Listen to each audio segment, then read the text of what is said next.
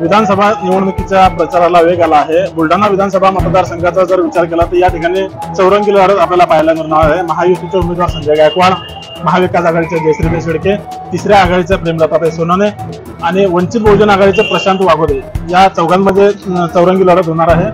तिसऱ्या आघाडीचे उमेदवार प्रेमलताताई सोनवणे आपल्या सोबत आहेत। ताई नमस्कार।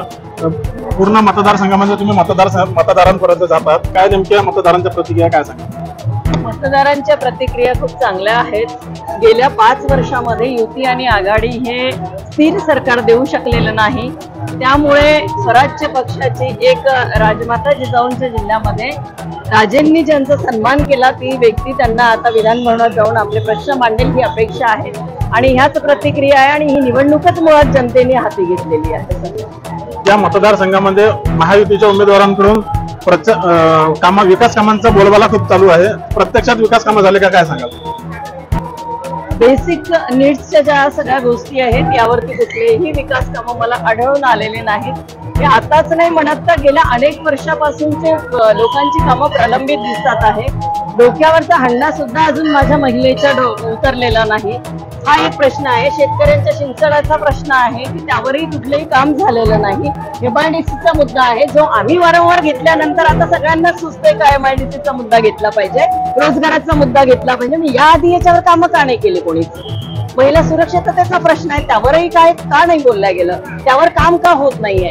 अनेक वर्ष झाले आपण बघतोय की राजमाता जिजाऊंचा जिल्हा असून सुद्धा इथे महिलांवरती अत्याचार आहेत, मग यावर कोणीच का बोलत नाही? असे असंख्य प्रश्न आहेत त्याच्यामध्ये आणि हे घेऊन आम्ही बाहेर आलो। या मतदारसंघामध्ये कुठेतरी दबाव तंत्राचा वापर होतोय का, काय सांगा? मतदारसंघामध्ये दबाव तंत्राचा वापर होत आहे का हे मी सांगूच शकते, कारण मला पण बऱ्याच अडचणी आल्या आणि माझ्यावरही दबाव आलेलाच होता की तुम्ही तिकीट मागे म्हणजे उमेदवारी मागे घ्या म्हणून, पण मी काही माझी उमेदवारी मागे घेतली नाही। बरेच प्रलोभन मला दुसऱ्याही लोकांनी दाखवले, पण मी कुठल्याही प्रलोभनाला बळी पडलेली नाही, कारण जनतेची इच्छा आहे आणि जनतेने मला ही उमेदवारी दिलेली आहे।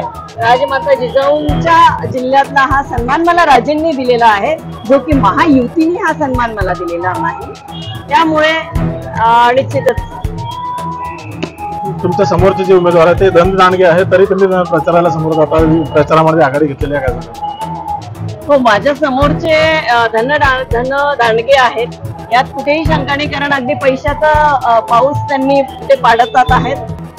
परंतु जनता ही कोणाच्या सोबत असणार आहे हे आपल्याला दिसत आहे, कारण आपल्याच बोलण्यात आता आलंय की आम्ही आघाडी घेतली प्रचारात, कारण ही निवडणूकच मुळात जनतेने हाती घेतलेली आहे। मी आधी पण एक वाक्य बोलले की स्थिर सरकार कोणी दिलं नाही, आघाडीने दिलं नाही, युतीने दिलं नाही, आणि म्हणून हा जो एक तिसऱ्या परिवर्तन आघाडीचा जो पर्याय दिलेला आहे यामध्ये सगळे चळवळीतली लोक आहेत आणि बच्चूभाऊ कडू असतील किंवा सन्माननीय राजूभाऊ शेट्टी असतील, आमचे राजे असतील, यांनी सगळ्यांनी एक पर्याय जनतेच्या समोर ठेवलेला आहे आणि निश्चितच जनता या पर्यायाचा निवड करेल पर्यायाची, कारण आता कोण कोणाकडनं लढतंय काहीच कळत नाही। आपल्या स्वतःच्या स्वार्थासाठी एका रात्रीतनं लोक पक्ष बदलतात, एका दिवसातनं लोक पक्ष बदलतात, पण मी अतिशय अभिमानाने सांगेल, स्वाभिमानाने सांगेल की मी आधी पण शिवसैनिक होते आणि आता पण शिवसैनिकच आहे। निश्चितच आपण बघितलं की जनतेने ही निवडणूक हातात घेतली आहे, त्यामुळे माझा विजय हा निश्चित आहे असं प्रेमलताताई सोनवणे यांनी विश्वास व्यक्त केला आहे। गोपाल काटे, विश्वजगत न्यूज, मोताळा, बुलढाणा।